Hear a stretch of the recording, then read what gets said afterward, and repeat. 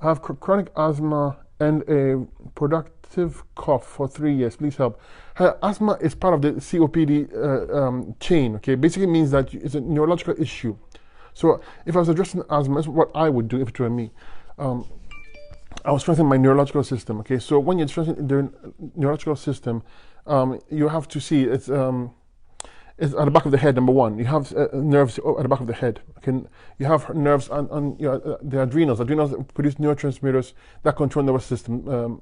Okay, so like autonomic nerve movements from the adrenals, and then you have your solar plexus that houses also nerves. So you want to make sure that the gut is clean so it can function properly, no mucus acids affecting it. You want to make sure the adrenals are working properly, and you want to make sure that the back of the head is not full of mucus. The head is not full of mucus, because if it's full of mucus, it will affect the nerve function. So those three areas have to be targeted. Then you need to target the lungs. So you need to use herbs for the lungs to cleanse the lungs, move the mucus in the lung region. Okay.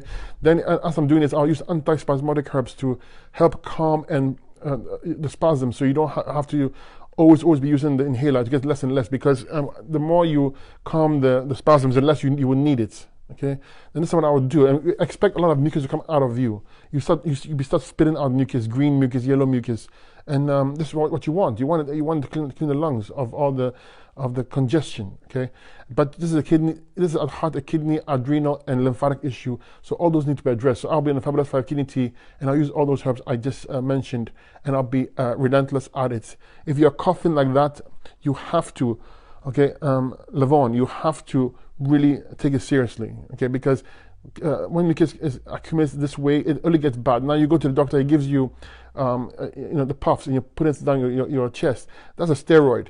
That suppresses the adrenals, so things are going to go down and worse for you.